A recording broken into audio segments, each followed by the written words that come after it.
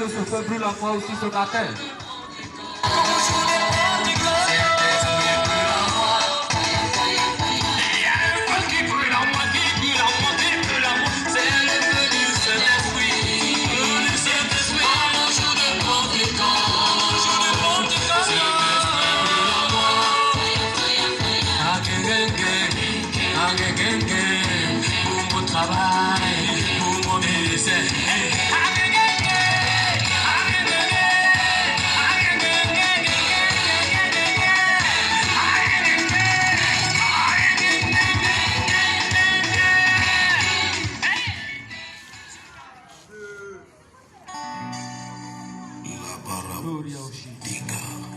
On va élever Dieu, le magnifier.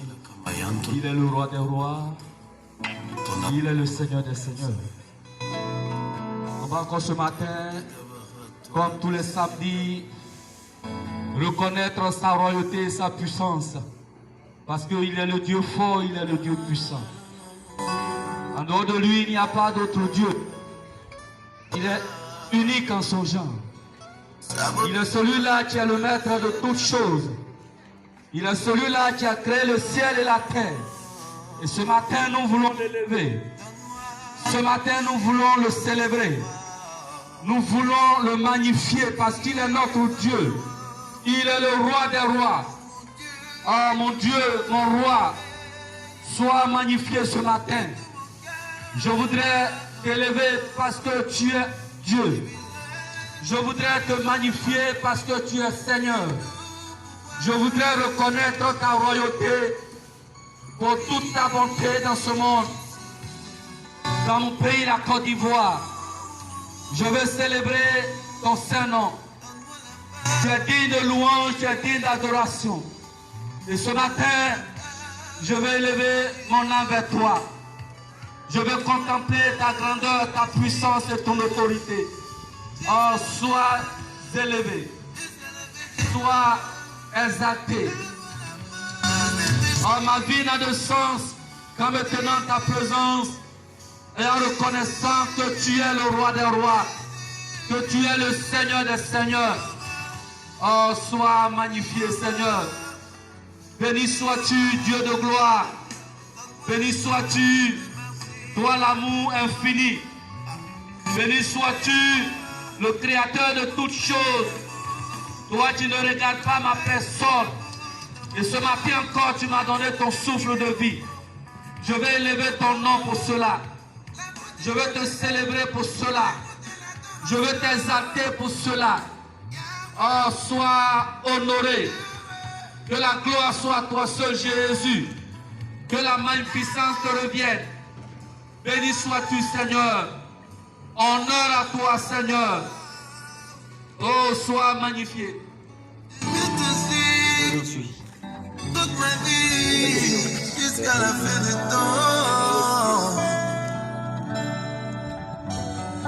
Au cœur de ma terre. Oh, sois élevé, sois magnifié. Tu es le roi des rois, tu es le Seigneur des seigneurs. Merci pour ton amour. Merci pour ta paix. Merci pour ta gloire. Merci pour ta magnificence. Toi qui m'as donné le souffle de vie. En cette nuit, je ne savais pas si j'allais me lever. Mais tu m'as permis d'être debout. Oh, je veux te dire merci pour cela. Je te dis merci pour le quartier.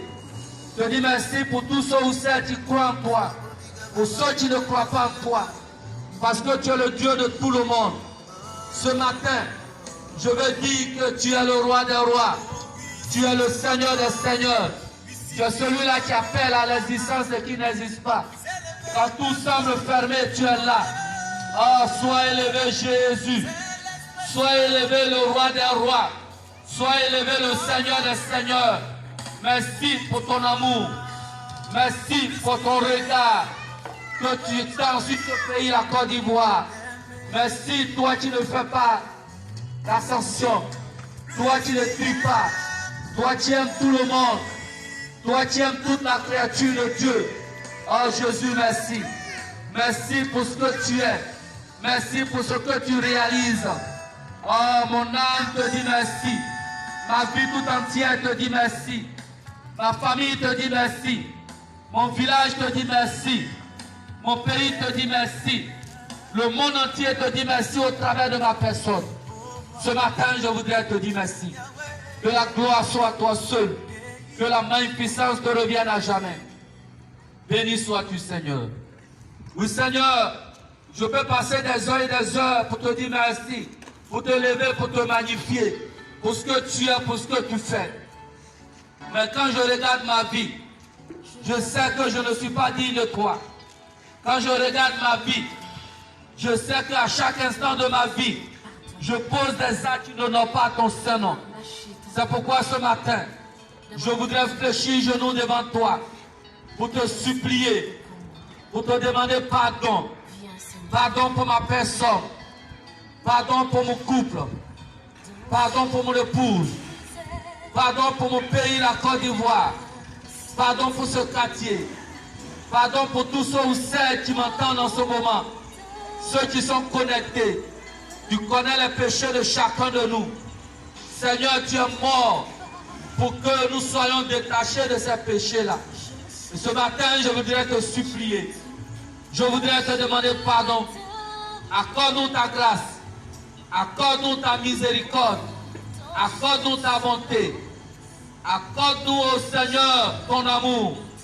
Car loin de toi, nous ne sommes rien. Loin de toi, nous ne pouvons rien. Et c'est pourquoi nous te supplions.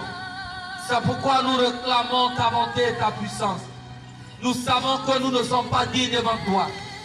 Nous savons que notre vie est parsemée de péchés, de souillure, d'iniquité.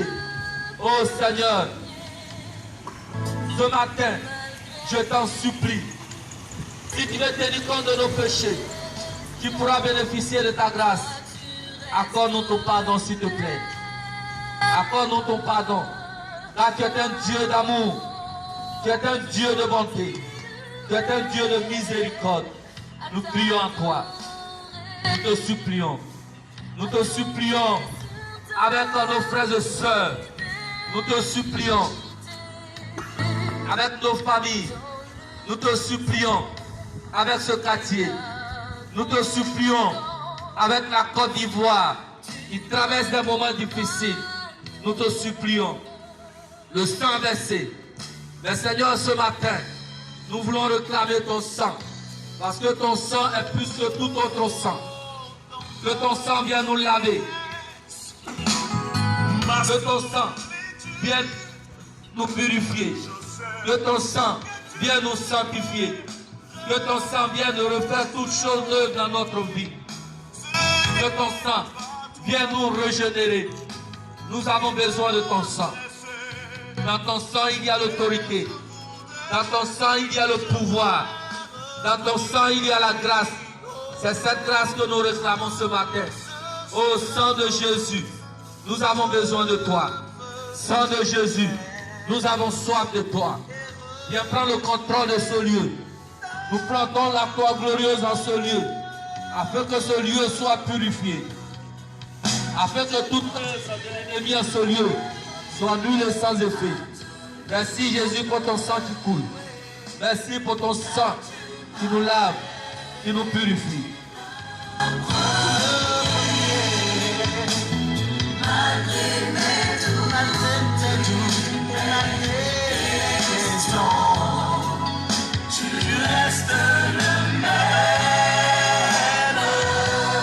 Oui Seigneur, c'est ton sang que nous réclamons maintenant. C'est ton sang que nous appelons. Là où ton sang est invoqué, ta présence se fait sentir.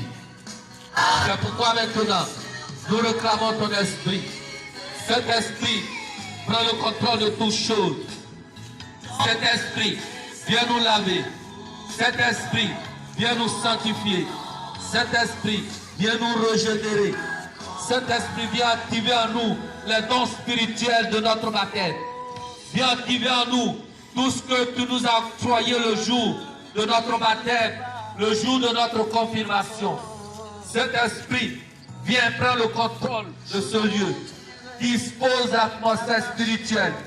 Dispose le cœur de tous ceux ou celles qui nous écoutent en ce moment. Tous ceux ou celles qui vont nous écouter par la suite. Tous ceux ou celles qui à travers les partages des frères et sœurs vont nous prendre ensuite. Oh Saint-Esprit, nous appelons, dispose toutes choses. Toi qui as même adoration, que le Père et le Fils. Ce matin, nous voulons fléchir genoux devant toi pour t'adorer par la clé. Tu es le Dieu d'amour, Dieu fort, Dieu puissant. Il n'y a point d'autre Dieu que toi. Tu es l'unique en ton genre et nous t'adorons. Nous avons promis de te rendre gloire, de te glorifier à chaque instant de notre vie. Et ce matin, nous voulons le faire une fois de plus. Nous t'adorons. Nous t'adorons par la clé. Nous t'adorons, cet esprit. Dispose notre être en ce moment précis. Prends le contrôle de toutes choses. Parce que c'est de Jésus que nous voulons parler. Que tout ce que nous allons dire, tout ce que nous allons faire, soit pour sa gloire. Nous voulons nous effacer. Afin que Jésus grandisse, afin que Jésus rayonne dans ce lieu. Oh Jésus, nous t'adorons. Jésus, nous célébrons ta royauté et ta puissance. Oh, sois magnifié, Seigneur Jésus. Sois élevé, Seigneur Jésus. Oh, gloire à toi, Jésus. Honneur à toi, Jésus. Par une puissance à toi, Jésus. Oh, toi adoré à jamais. Jésus, sois adoré à jamais. Toi seul mérite la louange et l'adoration. Nous t'adorons, Jésus. Nous t'adorons. Oh, nous adorons la Sainte Trinité. Nous adorons la Sainte Trinité en ce moment précis. Oh, prends le contrôle de toutes choses, Saint-Esprit. Dispose de nos vies. Oh, nous voulons nous effacer afin que tu prennes le contrôle de toutes choses. Au nom puissant de Jésus-Christ de Nazareth. Merci Jésus. Merci pour ta grâce. Merci pour ta puissance. Merci pour ton amour. Merci pour ce que tu es. Merci pour ce que tu réalises pour nous. Merci pour ce que tu fais et tu feras avec nous. Merci pour les cœurs que tu vas toucher. Merci pour les vies que tu vas transformer au travers de cette prédication. Merci pour la révélation que tu vas accorder à chacun de nous. Oh Saint-Esprit, nous te bénissons. Saint-Esprit, nous t'adorons. Saint-Esprit, nous t'exaltons.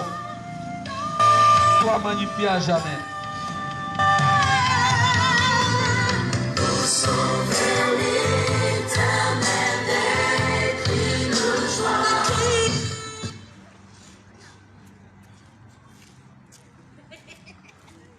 Merci Seigneur pour ce moment. Merci pour ta grâce.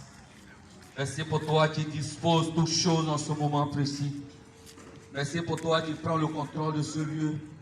Merci pour toi-même qui dispose notre âme et notre être. Merci pour toi qui nous enseigne. Tu nous enseignes ta révélation. Tu nous enseignes ce que nous devons apporter à ton peuple ce matin. Oh Seigneur, nous ne sommes rien, nous ne savons rien. Mais avec toi, nous pouvons tout. Et c'est pourquoi nous croyons en toi. C'est pourquoi, oh, nous nous tournons vers toi. Parce que tu es notre Dieu. Tu es notre roi. Pour nous, tu es mort. Et nous te bénissons. Merci Seigneur Jésus. Avant toute chose, nous voulons rendre grâce à Dieu pour ce moment.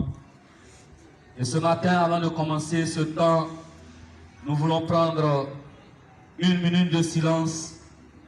Une minute de silence pour tourner notre regard vers un grand serviteur de Dieu qui a été un de nos formateurs dans le cadre du renouveau.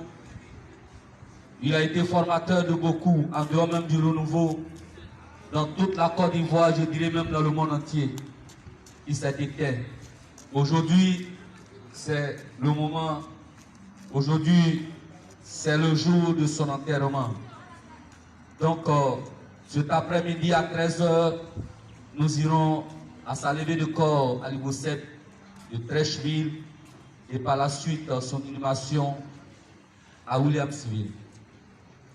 J'ai nommé le professeur Paul Nda, qui a été l'un des dévanciers du renouveau, qui a été l'un de ceux-là même qui ont apporté la parole à travers leur enseignement à travers leur prédication. Et ce matin, nous voulons prendre 1 minute de silence à la mémoire du professeur Paul Nda. 1 minute de silence.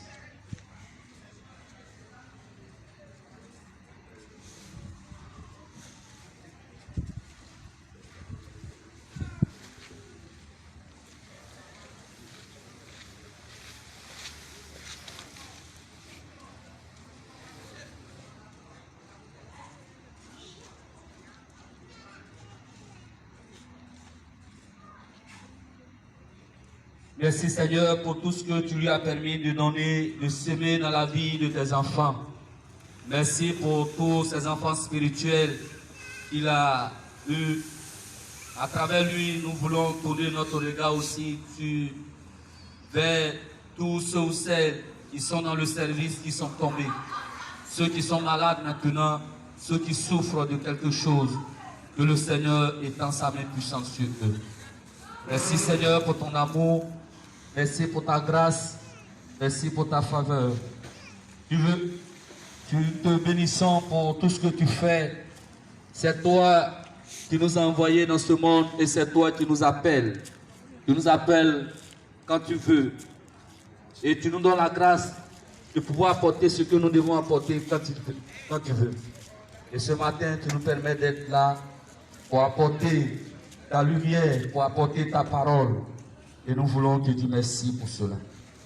Frères et sœurs en Christ, bonjour. Nous voulons saluer le quartier Auguste Denise, ce quartier qui nous accueille tous les samedis de 8h à 10h. Aujourd'hui encore une fois de plus, nous sommes là. Nous voulons saluer aussi nos frères et sœurs de Facebook, ceux qui sont amis avec nous sur notre page Sika Niamien. Nous voulons saluer tous ceux ou celles qui sont connectés. Nous vous demandons de partager afin de permettre à d'autres personnes d'en bénéficier. Que la grâce de Dieu soit sur tous ceux ou celles qui partagent en ce moment. Que Dieu, dans son amour infini, dans sa grande bonté, il se souvienne de vous. Que Dieu fasse de vous des porteurs de bonnes nouvelles. Que Dieu fasse de vous des instruments pour sa gloire. Donc ce matin, le thème qui nous rassemble est intitulé comme suite: désormais, oui, désormais, toutes les générations le proclameront bienheureuse. Nous sommes dans le mois d'août et nous tirons à la fin de ce mois pour tout chrétien catholique. Nous savons que le mois d'août est le mois marial. Et donc, la fin de toute chose vaut mieux que son commencement.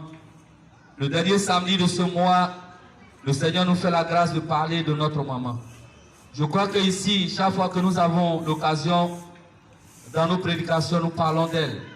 Parce qu'elle est celle-là même qui, par elle, le Messie est venu dans ce monde. Et donc, nous ne nous lasserons jamais de parler d'elle. Et donc ce matin encore, nous avons un thème spécifique pour elle. Bien sûr, c'est tiré de la Bible. Pour ceux qui pensent qu'elle n'est pas dans la Bible, je leur suggère de bien lire leur Bible.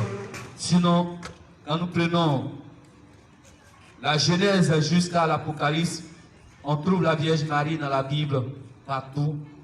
Pour ceux qui savent lire, pour ceux qui se laissent pénétrer par la parole de Dieu.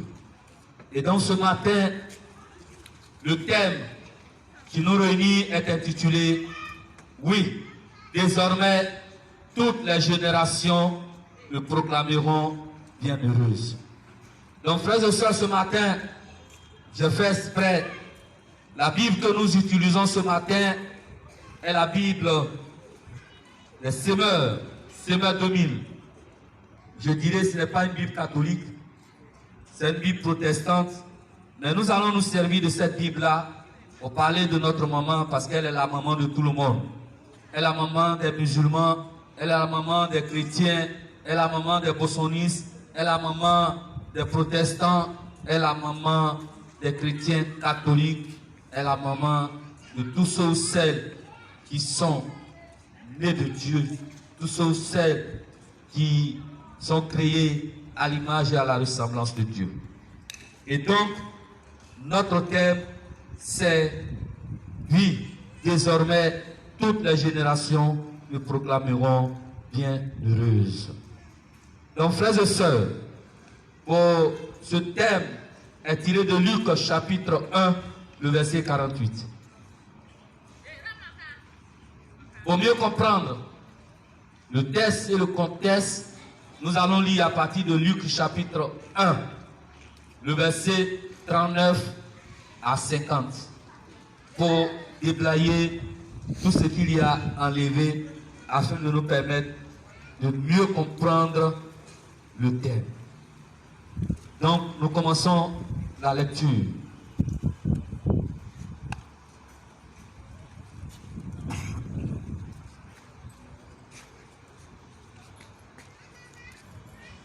Peu après, Marie partit pour se rendre en hâte dans une ville de montagne du territoire de Judée. Elle entra chez Zacharie et salua Élisabeth. Au moment où celle-ci entendit la salutation de Marie, elle sentit son enfant remuer en elle. Elle fut remplie du Saint-Esprit et s'écria d'une voix forte: Tu es bénie plus que toutes les femmes, et l'enfant que tu portes est béni. Comment ai-je mérité l'honneur que la mère de mon Seigneur vienne me voir? Car, vois-tu, au moment même où j'ai entendu me saluer, où je t'ai entendu me saluer, mon enfant a bondi de joie au-dedans de moi. Tu es heureuse, toi qui as cru à l'accomplissement de ce que le Seigneur t'a annoncé.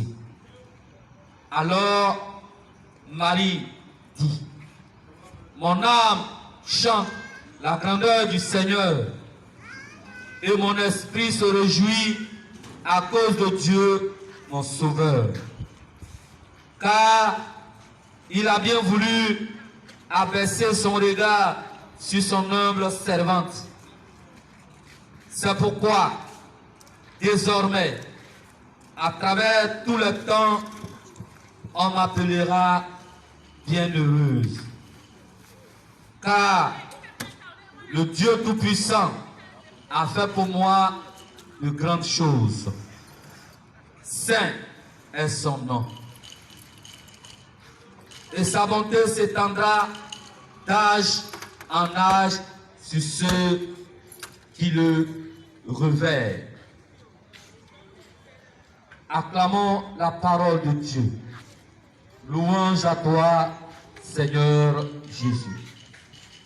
Frères et sœurs, voilà le thème support, le texte support que nous utilisons ce matin pour parler de désormais toutes les générations me diront bienheureuses, ou désormais toutes les générations me proclameront bienheureuses. À la lecture de ce passage, il y a quelque chose qui a marqué mon entendement. La première des choses qui marque mon entendement, d'abord, avant d'en arriver à ce passage, nous savons que il y a eu la visitation, l'annonciation. L'ange Gabriel est venu voir Marie pour lui annoncer qu'elle va mettre au monde un enfant. Et à Marie de se poser la question, puisque je ne connais pas encore d'homme, comment cela se fera-t-il? Et l'ange lui a répondu: l'Esprit Saint viendra sur toi et la puissance du Très-Haut te couvrira de son ombre. Et c'est ce qui s'est passé. Lorsque la Vierge Marie a dit son oui, ce que l'ange a annoncé s'est réalisé.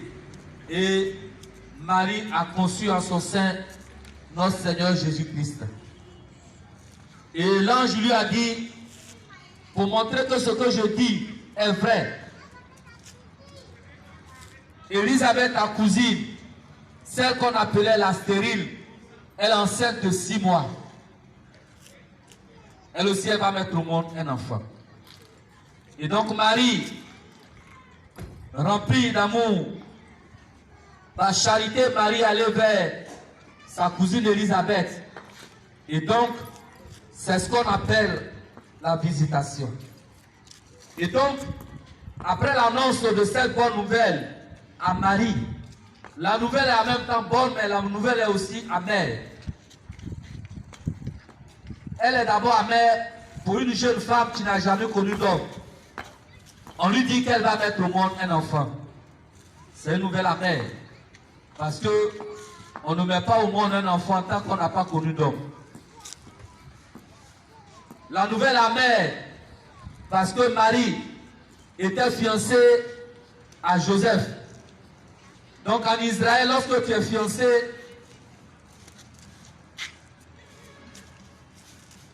il faut que le jour où les choses sérieuses vont se passer, ton fiancé constate que tu es vierge. Et voilà que Marie, elle n'a pas connu d'homme. Mais l'ange lui dit qu'elle va mettre au monde un enfant, alors qu'elle n'a même pas eu de contact avec son fiancé. Et en Israël, lorsque tu commets l'adultère de ce genre, on te lapide jusqu'à ce que moi s'en suive. Donc la nouvelle amère, parce que Marie pouvait être l'objet de lapidation. Mais Marie, elle a cru à la nouvelle que l'ange lui a portée, parce que Marie connaît la parole de Dieu. Marie sait que Dieu est capable. Comme l'ange lui a dit, rien n'est impossible à Dieu. Et donc Marie a accepté cette grâce qui vient de Dieu. Mais la nouvelle aussi est bonne. Parce que toute bonne mère, je parle bien de bonne mère, a besoin d'un enfant. Ou même des enfants. Même si elle ne s'attendait pas que l'enfant arrive, toute bonne mère ne va pas aller chercher des médicaments pour chercher à avorter. Celles qui avortent sont des femmes inconscientes, insouciantes. Tu n'as pas de raison, quelle que soit la situation dans laquelle tu te trouves, parce que tu ne sais pas si cet enfant qui est dans ton sein, c'est lui qui sera devenu le président de la Côte d'Ivoire.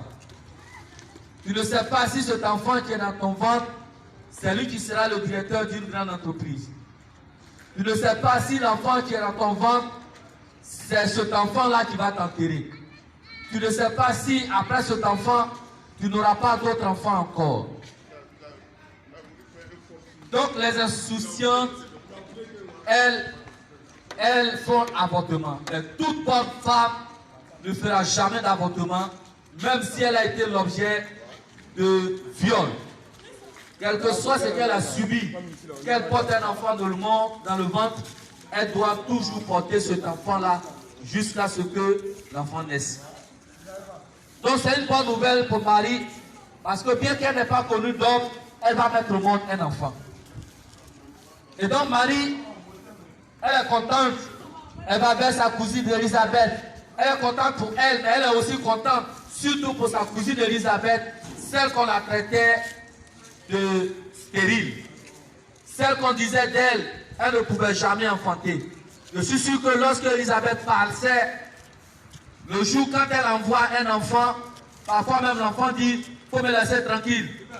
Est-ce que toi tu peux mettre au monde un enfant?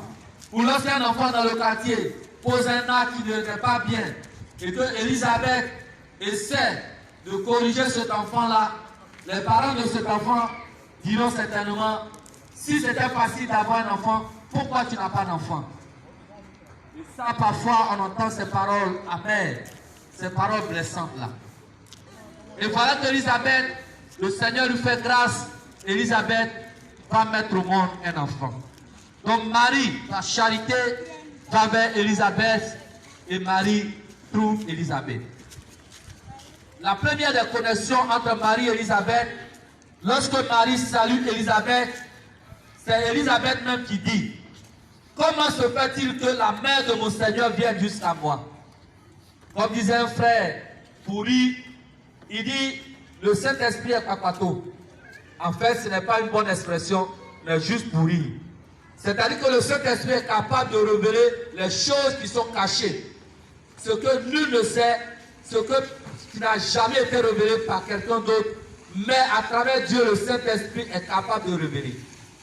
Voilà que l'ange est venu visiter Marie. L'ange a visité aussi Élisabeth. D'abord Élisabeth avant Marie. Élisabeth ne savait pas qu'en réalité que Marie était enceinte. Même si elle savait que Marie était enceinte, même en voyant Marie, mais elle ne pouvait pas, humainement parlant, savoir que l'enfant qu'Élisabeth porte et l'enfant que Marie porte est le Messie. Mais voilà que la puissance de Dieu vient à Élisabeth. Et Élisabeth dit à Marie: comment se fait-il que la mère de mon Seigneur vienne jusqu'à moi? Élisabeth fait une grande révélation. Marie est la mère du Seigneur. Donc si tu aimes Dieu, si tu aimes Jésus-Christ, tu veux ou tu ne veux pas, Marie est ta mère. Si tu sais que Jésus est ton frère, c'est que Marie est ta mère. Voilà la première révélation que nous fait Élisabeth dans ce passage.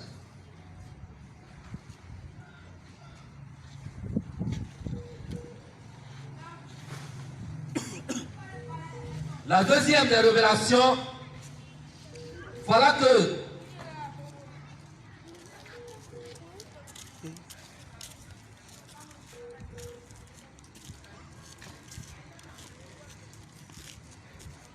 la deuxième révélation que Élisabeth fait à Marie. Le verset 45, Élisabeth dit: tu es heureuse, toi qui as cru à l'accomplissement de ce que le Seigneur t'a annoncé. En fait, ce que je voudrais remarquer, c'est que Marie venait à peine de saluer. Donc la première des choses, c'est que l'enfant de Élisabeth, c'est-à-dire Jean-Baptiste qui se trouvait dans le ventre d'Élisabeth, a bondi. L'enfant a remué dans le ventre de sa mère. C'est un grand charisme qui venait de s'exercer là, le charisme de présence. C'est-à-dire la présence de Marie seule a suffi pour que l'enfant que Élisabeth porte reconnaisse en Marie celle qui est comblée de grâce, c'est-à-dire que celle qui est remplie du Saint-Esprit. À reconnaître en Marie que Marie est celle même qui porte le Dieu vivant. Donc Marie est le tabernacle vivant. La troisième révélation, c'est que Élisabeth a dit: tu es heureuse, toi qui as cru à l'accomplissement de ce que le Seigneur t'a annoncé. Lorsqu'on parlait, l'ange parlait à Marie, Élisabeth n'était pas là. Mais le Saint-Esprit lui a révélé à travers la présence de Marie que Marie est heureuse parce qu'elle a cru. Et la parole de Dieu le dit en Jean chapitre 20, le verset 29. Lorsque Thomas, après que Jésus s'est montré à ses disciples, après sa résurrection, Thomas ne croyait pas en cela. Et quand Jésus est venu, il dit: Thomas, puisque lui-même l'a dit qu'il ne croira pas lorsqu'il ne mettra pas ses doigts dans le trou, dans les parties, le cœur où Jésus a été transpercé. Et quand Jésus est venu, il lui a dit: Thomas, me voici, viens mettre ton doigt. Thomas a dit: mon Seigneur et mon Dieu. Et voilà ce que Jésus a répondu. Il dit: heureux ceux qui croient sans avoir vu. Marie n'a même pas encore vu l'enfant dans son sein. Mais Marie a cru que ce que l'ange venait d'annoncer pouvait se réaliser en elle. C'est ce qu'on appelle le fiat de Marie. Marie a dit oui. Le oui de Marie a autorisé l'ange, par la puissance de Dieu, de mettre dans le sein de Marie Jésus-Christ de Nazareth. Jean chapitre 1, le verset 12 dit: ceux qui l'ont cru, il leur a donné le pouvoir de devenir enfants de Dieu. La foi a une force, la foi a un pouvoir, la foi a une autorité. La foi de Marie a permis à à l'Esprit Saint de connecter Jésus dans ses entrailles. Donc, cette foi qui a permis à Marie de porter en son sein le Fils de Dieu, cette foi permet à Marie d'être heureuse. Élisabeth a été la première à proclamer Marie bienheureuse. Mais Élisabeth ne l'a pas dit dans la chair. Élisabeth l'a dit parce qu'elle était remplie du Saint-Esprit. Pourquoi posons-nous la question de savoir pourquoi est-ce qu'aujourd'hui on proclame Marie bienheureuse? Pour certains, elle a été enveloppe, que sais-je. Mais Élisabeth, qui est remplie du Saint-Esprit, a été la première à proclamer Marie bienheureuse. Elle a dit: tu es heureuse, toi qui as cru à l'accomplissement de ce que le Seigneur t'a annoncé. Donc, partant même de cette affirmation d'Élisabeth, tout un chacun de nous qui sommes dans la foi, qui croyons à la puissance de Dieu, qui croyons à l'Esprit Saint, nous devons proclamer Marie bienheureuse. Mais c'est vrai, cela ne vous suffit pas. Et cela ne me suffit pas aussi. Donc nous allons aller pas à pas. Donc nous sommes tentés de nous poser la question de savoir pourquoi devons-nous proclamer Marie bienheureuse? À la réponse de cette question, nous allons toujours partir dans Luc. Luc chapitre 11. Luc chapitre 11, les versets 27 à 28. Luc chapitre 11, versets 27 à 28. Ce passage va nous amener à comprendre pourquoi nous devons toujours proclamer Marie bienheureuse. Il est dit dans ce passage, pendant qu'il parlait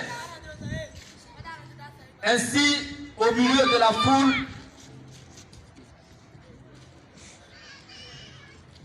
pendant qu'il parlait ainsi du milieu de la foule, une femme s'écria: heureuse la femme qui t'a mis au monde et qui t'a allaité.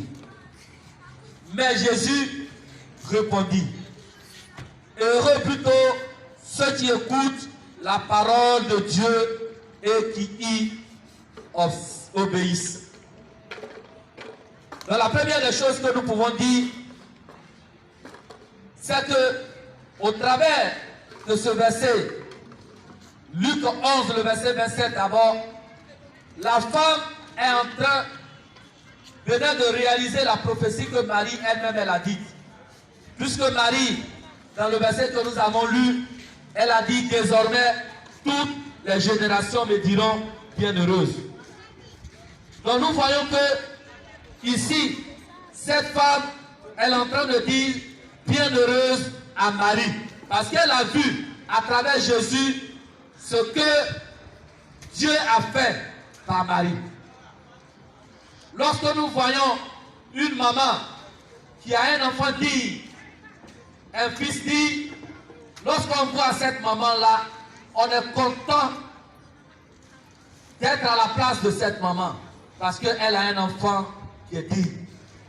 Lorsqu'on voit son fils, on est content, on va avoir un enfant aussi. même si on a plusieurs enfants, mais lorsqu'on voit ce seul enfant-là, on a comme l'impression que nos enfants sont de bons à rien. Et ceci fait que parfois, il y a des mamans qui prennent le malin plaisir de comparer certains de leurs enfants en disant, mais toi, je t'ai mis au monde pour rien. Mais lui, là, au moins, il me fait l'honneur. Lorsqu'un enfant fait l'honneur à sa maman, c'est la maman qui est heureuse.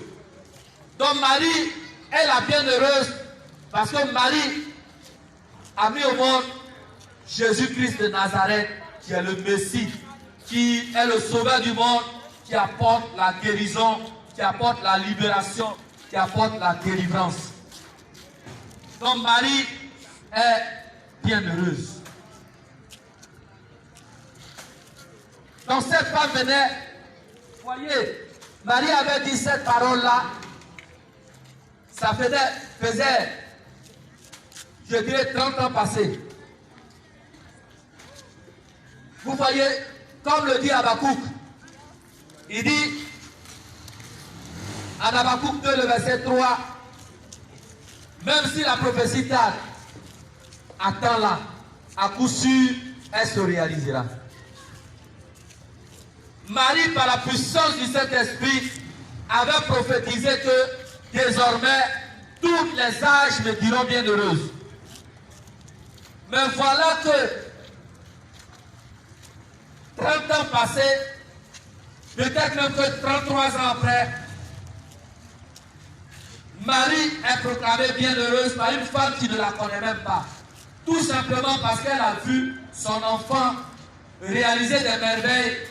Et cette femme-là, elle est contente de voir la mère de ce dernier. Donc Marie est proclamée bienheureuse. Dans la prophétie, même si elle tarde, si un jour il a été dit dans ta vie que le Seigneur va te marquer, le Seigneur va faire quelque chose dans ta vie, la seule chose que Dieu attend de toi, c'est de rester toujours à ta position. Ne dis pas comme le Seigneur a dit, et que depuis je ne vois rien, je vais changer de position. Si tu changes de position, tu ne rentreras pas dans la gloire de Dieu.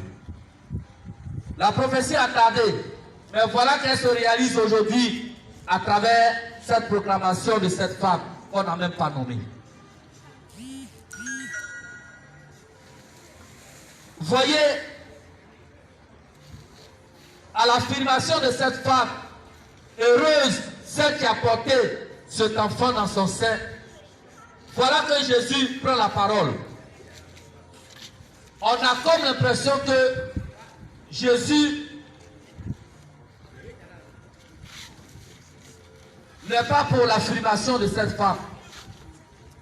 Mais en fait, Jésus est bien pour l'affirmation de cette femme, mais Jésus va au-delà même de cette affirmation. Parce que parfois, il y a des dictons que nous avons dans nos villages, des dictons, des proverbes que nous avons. Mais en réfléchissant bien, on finit par découvrir qu'on peut apporter quelque chose à ces dictons-là. C'est pourquoi, Père à son âme, mon papa disait, dans le commun des mortels, on dit toujours que l'enfant du pauvre ne sait pas que son père l'aime. L'enfant du pauvre ne sait pas que son père l'aime. Tout simplement parce que son papa n'arrive pas à satisfaire ses besoins. Donc parfois, c'est un enfant, lorsqu'il vit des difficultés, il se demande, est-ce que papa même il m'aime même? Parce que quand tu lui demandes quelque chose, il n'est pas en mesure de le faire. Donc ce dicton est collé. Ça y est là, tout le monde le dit.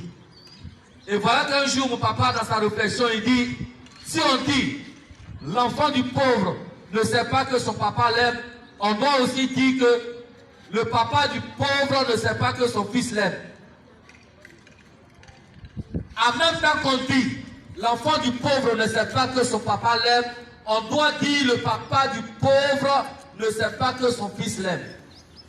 Parce que si tu es le fils d'un pauvre ou d'une pauvre, et que ton papa n'est pas à mesure de satisfaire tes besoins, si toi-même, parce que tu es né pauvre, mais tu n'es pas obligé de mourir pauvre.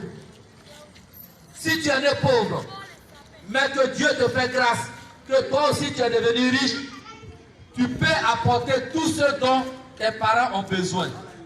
Tu peux satisfaire tes parents à telle enseigne que tes parents ne vont même pas se poser la question de savoir si tu es reconnaissant de ta naissance ou tu n'es pas reconnaissant tout simplement parce qu'ils n'ont rien fait pour toi. Mais en posant des actes nobles vis-à-vis de tes parents déjà savent que tu les aimes. Mais quand toi aussi, l'enfant du pauvre, tu n'es pas encore bien placé pour apporter de l'aide à tes parents. Tes parents aussi, ils se disent, notre enfant ne nous aime pas parce qu'on n'a pas pu lui apporter ce qu'il fallait pour son éducation.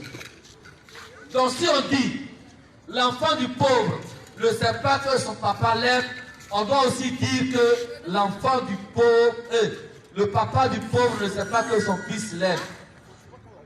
Donc vous voyez que les deux vont ensemble. C'est dans cette même logique que Jésus a dit. Lorsque la femme a dit, heureuse celle qui a porté cet enfant à son sein et qui l'a allaité. Jésus a dit plutôt, heureux ceux qui écoutent la parole de Dieu et qui la mettent en pratique. Pourquoi Jésus a dit ça? Jésus a dit ça tout simplement parce que lorsque l'ange est venu visiter Marie, Marie n'était pas obligée d'accepter ce que le Seigneur a dit. Elle n'était pas obligée. Mais elle a fait parce qu'elle croit en la parole de Dieu, parce qu'elle croit que ce que l'ange a dit est capable de se réaliser dans sa vie. Donc la foi de Marie a amené le miracle dans la vie de Marie. Donc si aujourd'hui on parle de Marie, on ne parle pas d'elle simplement parce que Marie a porté à son sein Jésus, mais on parle d'elle parce qu'elle est une femme de foi. On parle de Marie parce que c'est sa foi qui a épousé, c'est sa foi qui a conçu Jésus en son sein. Si Marie n'avait pas accepté ce que l'ange a annoncé, l'ange Gabriel a annoncé, elle n'allait pas concevoir Jésus en son sein. Certainement, Dieu, qui à qui tout est possible, allait choisir une autre femme, une autre personne pour le faire. Mais Dieu a choisi Marie parce que Marie est remplie de foi. Aussi nous pouvons comprendre cela. Le même ange qui a visité Marie a été le même ange qui a visité Élisabeth, l'ange Gabriel. Les deux ont reçu le même message en quelque sorte. Mais Gabriel n'a pas cru au message de l'ange. Et l'ange lui a dit, puisque tu n'as pas cru, tu seras muet jusqu'à ce que l'enfant naisse. Si Marie n'avait pas cru et que Dieu voulait forcément passer par elle pour amener l'enfant qui le Messie dans ce monde, certainement Marie allait aussi subir, je dirais, quelque chose de grave, comme a été le cas de Zacharie. Zacharie a été muet depuis la conception de Élisabeth jusqu'à ce que Élisabeth mette au monde l'enfant. C'est-à-dire 9 mois, il ne parlait pas. Il faisait que des signes. Il est devenu bobo. Il est devenu muet. Il entend, mais il ne peut pas parler. Si Dieu te parle et que tu refuses d'écouter Dieu, Dieu est capable de te rendre muet. L'histoire de Balaam et Balak. Balak est venu voir Balaam pour dire, va maudire le peuple d'Israël. Alors que Dieu a dit, ne maudis pas ce peuple. Voilà que lorsque Balak est venu, en lui proposant de l'argent, il dit, bon, je ne veux pas le faire, mais puisque tu insistes, on va partir. Le Seigneur a parlé à Balaam pour dire ne va pas. Mais à cause de l'argent, il a été attiré par l'argent. Il voulait partir. Et voilà que Dieu a parlé au cheval de Balaam. Tellement Dieu a parlé l'homme qui est créé à son image et sa ressemblance, qui ne veut pas. Dieu a parlé à un animal et l'animal a obéi. Voilà que l'animal s'en va et il frotte Balaam au mur. Et celui-ci se plaint. Il dit, mais pourquoi tu me frottes au mur pendant qu'il est la route? Il dit, mais est-ce que tu sais ce qui est devant moi? Voilà l'ange de l'Éternel qui a soulevé son épée. Si je vais droit sur lui, il va me tuer. Mon frère, Dieu nous parle. Dieu ne nous oblige pas. Dieu nous suggère. Mais quand Dieu nous parle, c'est pour notre bien. Si nous n'écoutons pas ce que Dieu nous dit, parfois il use de son bâton du Seigneur. Et parfois, il y a des choses, des malheurs qui nous arrivent. Beaucoup sommes-nous des personnes qui ont été appelées par Dieu dans le service, qui ont refusé à cause de leur travail, qui ont refusé à cause de leur autorité, qui ont refusé à cause des vices de ce monde. Mais lorsque le temps de Dieu est arrivé, Dieu, il s'est saisi de son épée. Si c'est à cause du travail, Dieu va t'arracher ce travail. Si c'est à cause de ta autorité, Dieu va t'arracher ta autorité. Si c'est à cause des services de ce monde, ces vices vont t'envoyer dans la maladie.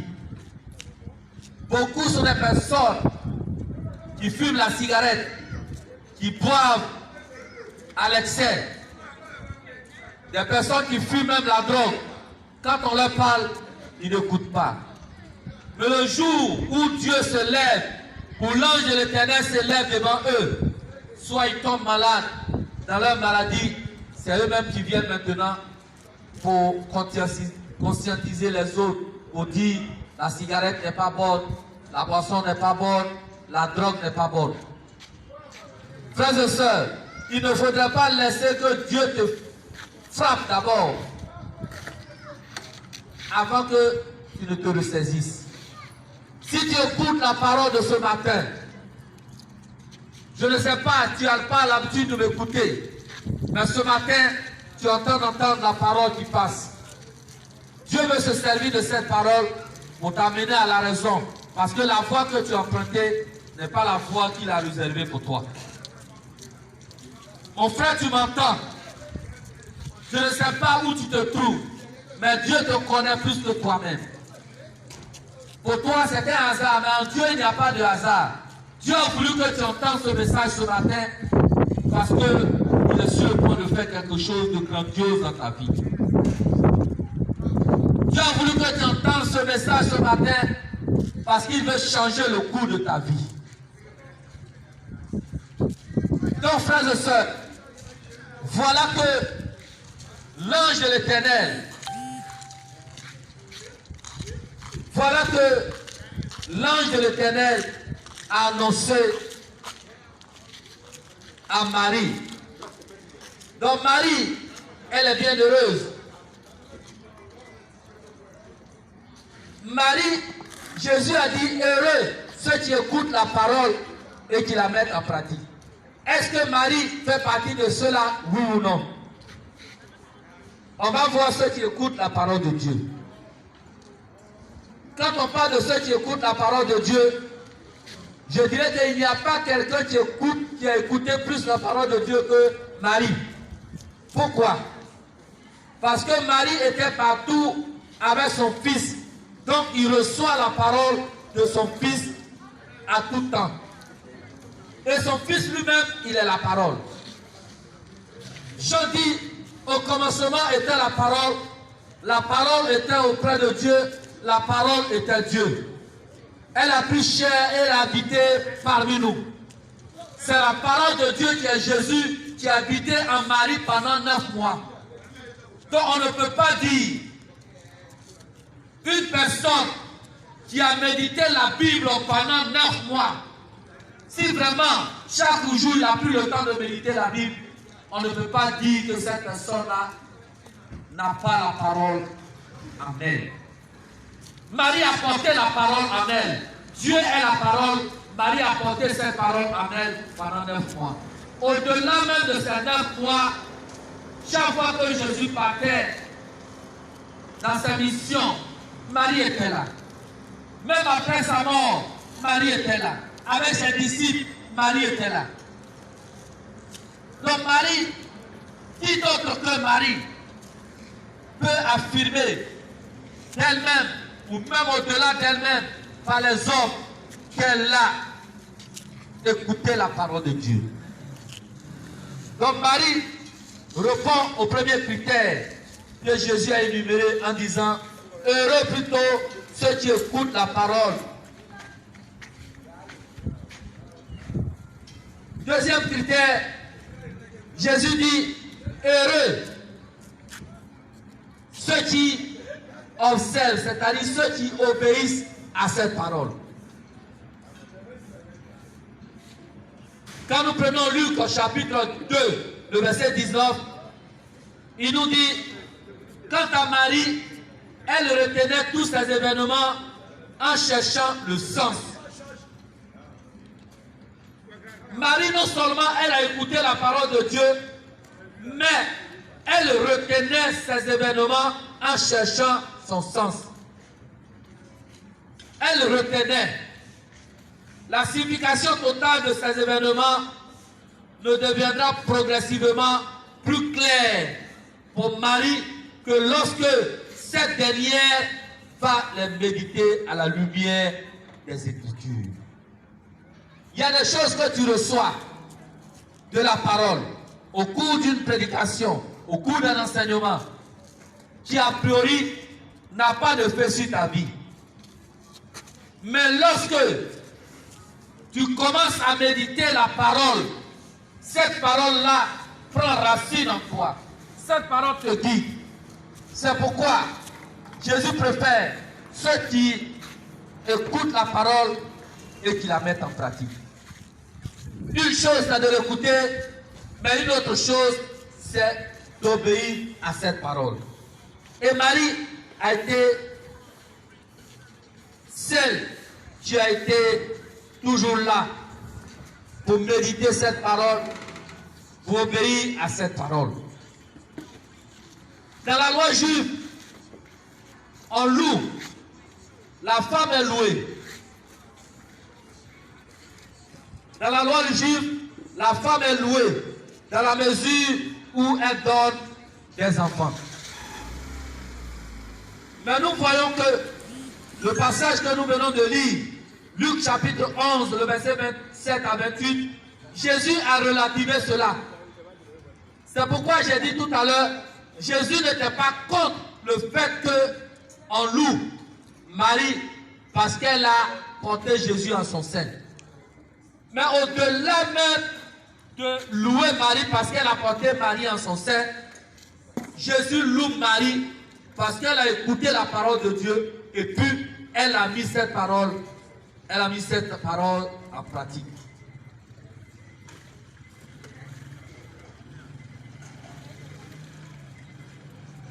Car pour Jésus, et c'est la réalité, mettre la parole en pratique, c'est devenir disciple de Jésus. Devenir disciple signifie écouter. Parce que le disciple, c'est celui qui est à côté du maître, qui écoute ce que le maître dit, qui regarde ce que le maître fait, comment il procède pour le faire, comment il le dit, la rhétorique dans laquelle il s'applique pour le faire, pour le dire. Mais non seulement dit, mais il fait ce qu'il dit. Il ne dit pas, faites ce que je dis, mais ne faites pas ce que je fais. Le vrai disciple, le vrai maître, il enseigne ce qu'il est. Et les disciples regardent leur maître vivre et aussi deviennent disciples par la suite et maîtres par la suite. Donc le disciple, c'est celui qui écoute, celui qui vit ce que son maître dit. Mais non seulement vit, mais il met aussi en pratique la parole de Dieu. Nous allons voir cela en Matthieu chapitre 12, le verset 49 à 50. Le frère va le lire. Matthieu chapitre 12, verset 49 à 50. Si tu trouves, tu le lis. Montrant de la main ses disciples, il dit, voici ma mère et mes frères. Quiconque fait la volonté de mon Père qui est aux cieux, c'est lui mon frère, ma soeur, ma mère. Voilà que ici, de contradiction en contradiction pour certains, mais pour nous autres, ce n'est pas une contradiction, c'est une affirmation de ce que Jésus dit. Et Jésus est toujours dans sa logique. Voilà que Marie, Jésus était en pleine mission. Et on vient l'appeler, les disciples l'appellent et lui disent, ta mère et tes frères sont en train de te chercher. Et Jésus, qui se lève dans la foule, il regarde tous ceux qui sont réunis là, il demande à celui qui est venu lui parler, qui sont ma mère et mes frères. Et en même temps, lui-même, il répond. Pour certains, en posant cette question, pour eux, c'est une façon de rejeter Marie. Non. D'abord, Jésus, il est Dieu. Et dans les 10 commandements de Dieu, il a dit, tu honoreras ton père et ta mère. Jésus n'est pas comme ceux qui disent et ils ne font pas. Ils disent, fais ce que je dis, mais ne fais pas ce que je fais. Jésus dit et il fait. Jésus respecte sa mère. Mais Jésus est en train de valoriser sa maman au-delà du commun des mortels. Il dit, qui sont ma mère et mes frères? Et puis, il commence à désigner ceux qui sont devant lui. Il dit, ma mère et mes frères sont ceux qui écoutent la parole de Dieu et qui la mettent en pratique. C'est-à-dire, vous qui êtes là, si vous écoutez la parole que je proclame et que vous mettez cette parole en pratique, du coup, vous devenez ma mère et mes frères. Moi, je suis venu dans ce monde pour apporter la parole. Donc, tous ceux ou celles qui écoutent la parole de Dieu, tous ceux ou celles qui veulent être mon consanguin, doivent écouter la parole de Dieu et mettre cette parole en pratique. En Marie aussi, comme je l'ai dit tout à l'heure, elle a été celle, la première qui a écouté la parole de Dieu. Et en plus, non seulement écouter, mais elle écoute, mais elle met cette parole en pratique. Parce que beaucoup sommes nous qui écoutons la parole chaque matin à la radio, à la télévision, dans les évangélisations, sur Facebook, mais nous ne mettons pas ces paroles en pratique. Mais Marie, elle n'est pas de ceux-là. Elle écoute, mais au-delà même d'écouter, elle met aussi cette parole en pratique. Donc, frères et sœurs, donc, frères et sœurs, nous comprenons que Marie, la mère de Jésus, est le vrai disciple. Parce que le vrai disciple, c'est celui qui écoute, qui vit la parole et met la parole en pratique. Marie est le vrai disciple de Jésus. C'est pourquoi elle était tout le temps là, pour écouter la parole et mettre cette parole en pratique.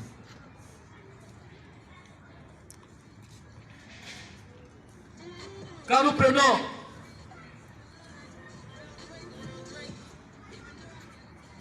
prenons le cantique de Marie en Luc chapitre 1, il va le lire, il va revenir en arrière pour le lire. Luc chapitre 1, le verset 46 à 55. Luc 1, 46 à 55. On l'a déjà lu, mais on va reprendre rapidement. Alors Marie dit, mon âme exalte le Seigneur. Mon âme exalte le Seigneur. C'est le Magnificat. C'est-à-dire que lorsque, au niveau de la Légion de Marie, lorsqu'on est en train de prier et faire le Magnificat, ce sont ces paroles-là qu'on récite. Mon âme exalte le Seigneur. Et mon esprit s'est rempli d'allégresse à cause de Dieu mon Sauveur. Mon esprit en lui, mon Sauveur. C'est-à-dire, mon âme est tellement dans la joie que mon âme s'élève pour bénir Dieu. Mon âme s'élève pour magnifier Dieu. Mon âme s'élève pour honorer Dieu. Et mon esprit est ouvert à Dieu pour écouter ce qu'il veut me révéler. Parce que c'est à lui que je puise ma force. Parce que c'est à lui que je me ressource. Parce que je ne dis rien, je ne fais rien de moi-même. Ce que je fais vient de Dieu. C'est Marie qui chante ainsi. Continue mon frère. Parce qu'il a porté son regard sur son œuvre servante. Oui, désormais, toutes les générations me proclameront bienheureuse. Si c'était vous et moi, on allait dire, si Dieu a porté son regard sur moi, c'est parce que je suis bon. Si Dieu a porté son regard sur moi, c'est parce que je sais parler. C'est parce que moi, je ne suis pas comme les autres. Mais Marie n'a pas fait ainsi. Marie a dit, mon âme exalte le Seigneur.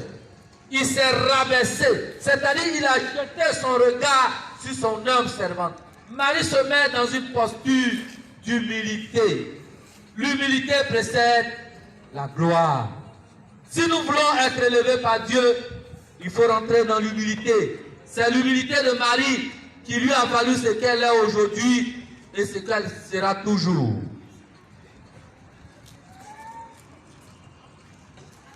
Parce que le puissant a fait pour moi de grandes choses. Saint est son nom. Parce que le puissant a fait pour moi de grandes choses. Saint est son nom. Dieu est puissant, il a dit de faire tout ce qu'il veut. Il fait un qui?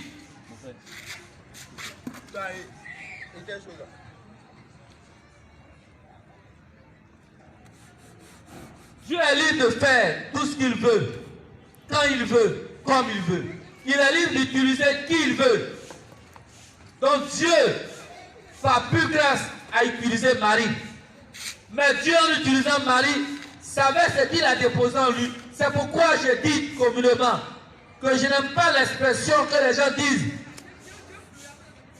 Quand Dieu t'appelle, il te donne les moyens pour accomplir ce pourquoi il t'a appelé. Non, moi je ne dis pas ainsi. Je dis, si Dieu t'a appelé, c'est qu'il t'a déjà donné les moyens. Ce n'est pas que quand il t'appelle qu'il te donne. Parce que Dieu, il est Dieu. Avant même de t'appeler, il te donne les moyens pour accomplir ce pourquoi il t'appelle. Tu vois, quand tu envoies un ambassadeur dans un pays, dans un autre État, avant de lui donner la lettre pour dire, voilà ce que tu vas faire là-bas, tu dois donner tout le pouvoir, l'autorité qu'il doit exercer là-bas. Donc quand Dieu t'appelle, avant même que cela soit visible aux yeux de tout le monde, c'est que tu as eu à échanger avec celui que tu nommes comme ambassadeur. Tu lui as dit, je connais ta rigueur, je connais ce que tu es capable de faire. Donc je t'envoie dans ce pays-là, voilà ce pourquoi je t'envoie. Donc le jour où on donne sa lettre d'accréditation, ce jour-là, ce n'est que du folklore, ce n'est que de la comédie qu'on fait. Mais déjà, lui, il sait déjà ce pourquoi on l'envoie dans ce lieu-là. Donc si Dieu t'appelle, c'est que Dieu a déjà déposé en toi. Avant de t'appeler, il a déposé en toi ce pourquoi il t'a appelé. Mais toi, tu n'es pas encore conscient. Donc tu deviendras conscient lorsque tu accepteras la paix de Dieu, lorsque tu mettras ta foi totale en ce Dieu-là. Parce que la foi a un pouvoir. Voyez, quand la Vierge Marie a dit le oui, qu'on appelle le fiat de Marie, on dit qu'en ce moment précis, elle a conçu en son sein. L'ange est venu l'entretenir. Et à travers l'entretien entre Marie et l'ange, Marie a accepté ce que Dieu a dit. Parce que celui qui veut te nommer ambassadeur, il va t'appeler mon frère. Il va te dire voilà ce que tu vas faire, voilà. Si tu acceptes, mais déjà il t'a dit ce pourquoi il t'envoie. Il t'a dit ta mission.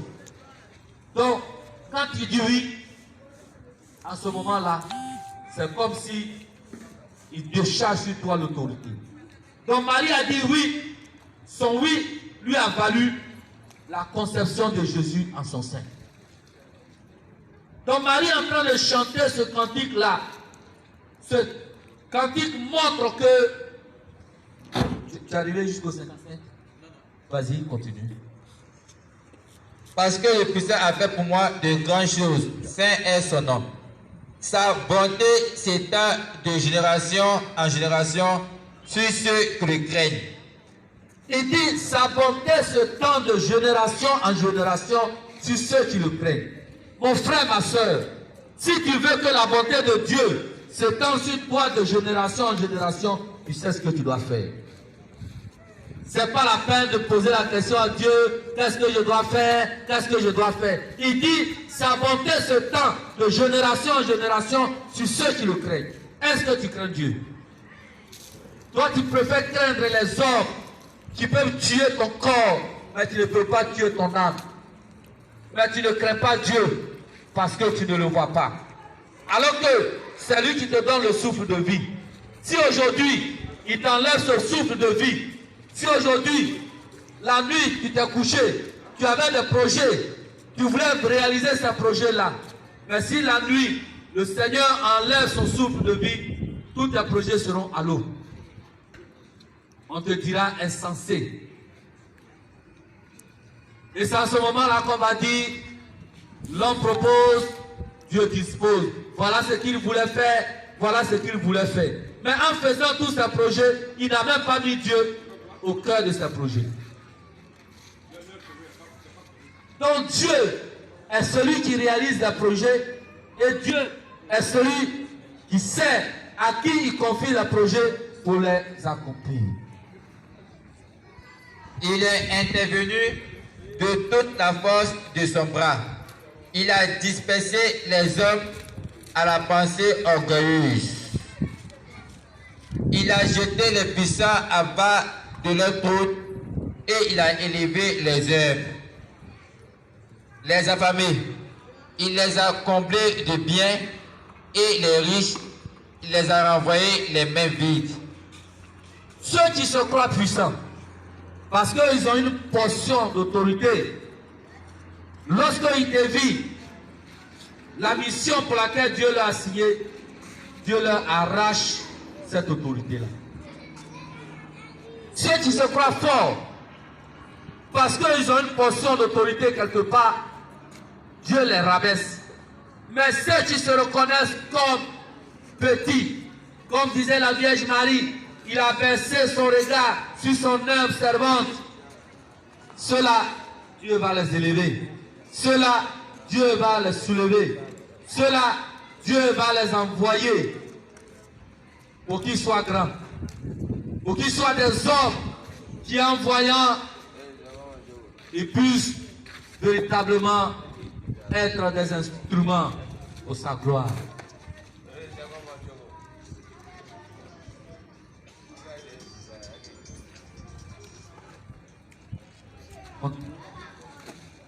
Continue jusqu'au verset 55.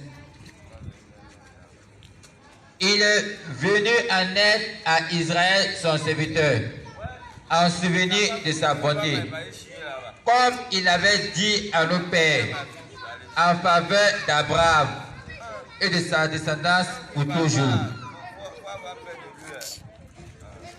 Donc, ce Dieu-là, ce cantique de Marie montre que si les puissants oppriment les humbles, le Très-Haut, lui, intervient en leur faveur et renverse les hiérarchies injustes. Le Dieu que chante Marie est le Dieu de l'Alliance, qui se souvient de son peuple et agit en sa faveur à cause de sa bonté et de ses promesses du passé. Quand Dieu te promet quelque chose, il le réalise. Quand Dieu il promet quelque chose, il réalise. Dieu n'est pas un homme pour mentir. Dieu n'est pas comme toi, aujourd'hui qui dis oui, demain tu dis non. Il n'est pas comme moi aujourd'hui, selon la circonstance, je peux dire oui, demain je peux dire non. Dieu, il n'est pas comme ça. Quand Dieu dit oui, c'est oui. Quand Dieu dit non, c'est non. Dieu, il est le Dieu de la vérité. Marie est celle-là qui a cru en cette vérité-là. C'est pourquoi, mon frère, ma soeur, la parole dit, désormais, toutes les générations me diront bienheureuse. La parole n'a pas dit, désormais, les chrétiens catholiques me diront bienheureuse. Mais la parole a dit, désormais, toutes les générations me diront bienheureuse. Et ce qui me rassure, c'est que cette parole, ce n'est pas une parole de chair, mais c'est une parole d'esprit. Parce que Marie a proclamé cette parole lorsqu'elle était remplie du Saint-Esprit. Élisabeth même a été la première à proclamer cette parole au contact de la Vierge Marie lorsqu'elle a été effusée, lorsqu'elle a reçu la puissance de Dieu à travers la présence de Marie. Élisabeth dit, heureuse celle qui a cru à l'accomplissement de ce que Dieu a annoncé. Donc Marie n'a pas dit, désormais les chrétiens catholiques me diront bienheureuse. Mais Marie a dit, désormais toutes les générations me diront bienheureuse. Si tu te crois dans une génération, voyez, de pur, c'est pourquoi, comme je l'ai dit tantôt, j'ai utilisé ce matin la Bible Semeur 2000 pour proclamer le message de ce matin. Pour que chacun de nous se retrouve, on ne dise pas c'est parce que c'est dans une Bible catholique, quelle que soit la Bible que tu utilises, la parole de Dieu est claire.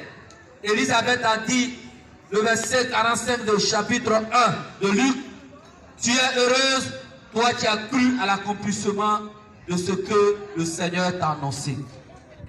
Et Marie elle-même te dit, car il a bien voulu abaisser son regard sur son humble servante.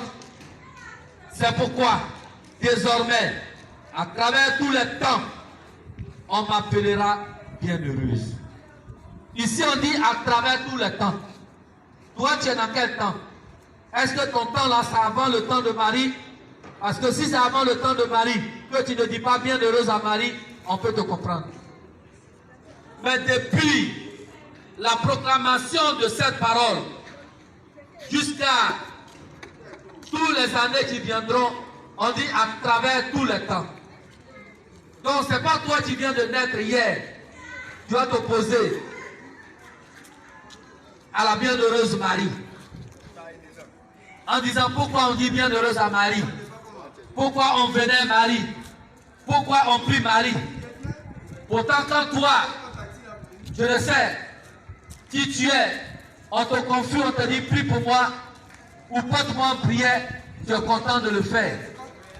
Ou même, quand on te soumet, ou on te dit, c'est lui-là qui est notre représentant, qui est notre mentor, que sais-je, tu es content.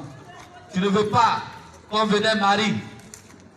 En vertu de quel droit le dis-tu? Elle dit désormais, toutes les générations me diront bienheureuse. Donc, désormais, toutes les générations me diront bienheureuses, ou ici, en utilisant la Bible des Semeurs 2000, où il a été dit, désormais, à travers tous les temps, on m'appellera bienheureuse. En tout cas, à travers tous les temps, toi tu fais partie de tous les temps-là. Elle n'a pas dit à travers tous les temps des chrétiens catholiques. Elle n'a pas dit à travers tous les temps des protestants, à travers tous les temps des évangéliques. Il dit toutes les générations. Donc si tu es chrétien, tu n'es pas chrétien, tu es évangélique, tu n'es pas évangélique, tu es protestant, tu n'es pas protestant, tu es méthodiste, quel que soit, si tu reconnais Jésus comme Seigneur, si tu reconnais Dieu, à travers tous les temps, tu dois dire bienheureuse à la Vierge Marie. Un point, un barre. Un point, un barre. C'est parce que parfois, on ne nous enseigne pas ces choses-là qu'on doute encore. Je donne ce témoignage pour finir. Un jour, dans le cadre du travail, j'étais rentré dans un bureau. Dans ce bureau, il y avait 2 femmes évangéliques et puis une femme qui était catholique. Les 2 évangéliques étaient en tas sur cette femme-là, comme le dit communément dans le jargon ivoirien. Quand on dit en tas, c'est-à-dire qu'ils étaient en train d'harceler cette femme. En disant, oui, mais vous, pourquoi est-ce que vous priez Marie? Pourquoi Marie? Pourquoi Marie? Au lieu d'aller directement à Jésus. Et puis, quand je suis arrivé, j'ai commencé à écouter leur conversation. Et comme nous sommes dans un bureau, et que le temps ne nous permet pas de pouvoir déblayer tout ce qu'il a déblayé, j'ai donné ce verset-là. J'ai dit, est-ce que vous avez une Bible là? Il y a une qui a fouillé, puis elle a trouvé sa Bible. Et j'ai sorti le passage. Je lui ai montré, je lui ai dit, bon, il faut lire ce passage, et puis tu me reviens. Que si, chrétiens catholiques que nous sommes, nous vénérons Marie, nous prions Marie, c'est parce que elle-même a dit à travers le Saint-Esprit, et Élisabeth aussi l'a dit, dans le même chapitre 1, verset 45, et le verset 48, Marie même aussi a réitéré ça en disant, désormais, toutes les générations me diront bienheureuses. Donc quand je lui ai donné le verset, qu'elle a regardé, elle lit, mais elle n'en revenait pas. Elle dit, bon, je vais aller voir mon pasteur, et puis je vais revenir. J'ai dit, bon, j'attends. Elle est partie, et puis jusqu'à aujourd'hui, elle n'a jamais vu son pasteur pour venir me démontrer le contraire. Je l'ai interpellé en son temps plusieurs fois. C'est vrai qu'aujourd'hui, cette dame n'est plus, je ne suis plus dans la même entreprise avec elle, mais je l'ai interpellé plusieurs fois pour dire, madame, vous avez lu le passage que je vous ai donné, qu'est-ce que vous en dites? Elle dit, bon, j'ai dit à mon pasteur, il dit, il va me revenir. Donc je l'attends. Jusqu'à aujourd'hui, le pasteur n'est pas encore revenu pour lui dire ce qu'il en est. Parfois, on ne lui dit pas, ou même nous-mêmes, quand nous lisons, et ce que j'ai remarqué ce jour-là, quand j'ai donné ce verset, j'avais comme l'impression que c'était la première fois que cette dame découvrait ce verset. Et la Bible, c'est comme ça. Il arrive parfois qu'il y a des versets, tu peux lire la Bible 1 fois, 2 fois, 3 fois, 1e fois. Mais il y a des jours quand Dieu veut faire son palabre, il y a des jours quand tu vois ce verset-là, tu as comme l'impression que c'est la première fois que tu découvres ce verset. Ce matin, frères et sœurs, le Seigneur nous a permis de nous entretenir au travers de ce thème. Désormais, toutes les générations me diront bienheureuses. Dans si longtemps, tu as refusé de dire bienheureuse à Marie. Je crois qu'à l'écoute de cette prédication, tu as compris que tu as droit. Et ceux qui disent bienheureuse à Marie ont raison de le faire. Et tu dois aussi le faire avec eux. Parce que ce n'est pas quelque chose qui est défendu par la Bible. La Bible même nous recommande cela. Que Dieu nous donne la sagesse, que Dieu nous donne l'intelligence, afin qu'en lisant la parole de Dieu, nous puissions découvrir, déceler ce que Dieu veut faire avec nous. Nous puissions comprendre les révélations divines. Parce que tant que Dieu ne t'a pas révélé, la Bible ne se lit pas comme un roman. La Bible n'est pas un roman. La Bible, ce n'est pas le fait de bosser les versets par cœur qui fait la Bible. Mais c'est de comprendre ce que le Seigneur veut dire au travers du passage que tu as lu. La Bible ne se lit pas de façon détachée, mais la Bible se lit de façon contextuelle. C'est-à-dire, quand tu prends un verset, il faut lire le verset dans son contexte. Parce que Dieu parle à travers le contexte. Que ce matin, la grâce de Dieu, que ce matin, la faveur de Dieu, que ce matin, la paix de Dieu soit dans nos cœurs, dans nos vies. Afin que nous soyons de véritables instruments. Afin que, de la même façon, Christ a dit, Abba Père, que nous puissions aussi dire, Maman, la Vierge. Et que nous soyons fiers de dire, Maman à la Vierge, parce que Jésus-Christ est notre grand frère. Et si Jésus est notre grand frère, par Dieu, Marie est notre maman. Donc tous, nous devons la vénérer, nous devons la prier. Donc, ce n'est pas diabolique en priant Marie, comme certains peuvent le faire croire. Ce n'est pas de l'idolâtrie en priant Marie. C'est vrai, j'ai l'habitude de le dire, chrétien catholique que je suis, à nos frères chrétiens catholiques, parfois nous-mêmes, nous prêtons le flanc à certaines personnes parce que nous ne connaissons pas celles que nous prions, nous ne connaissons pas celles que nous vénérons. Parfois, c'est l'image qui est représentée et que nous prenons comme notre Dieu. L'image n'est pas Dieu, Marie n'est pas Dieu, mais Marie est notre maman, c'est celle-là qui intercède pour nous.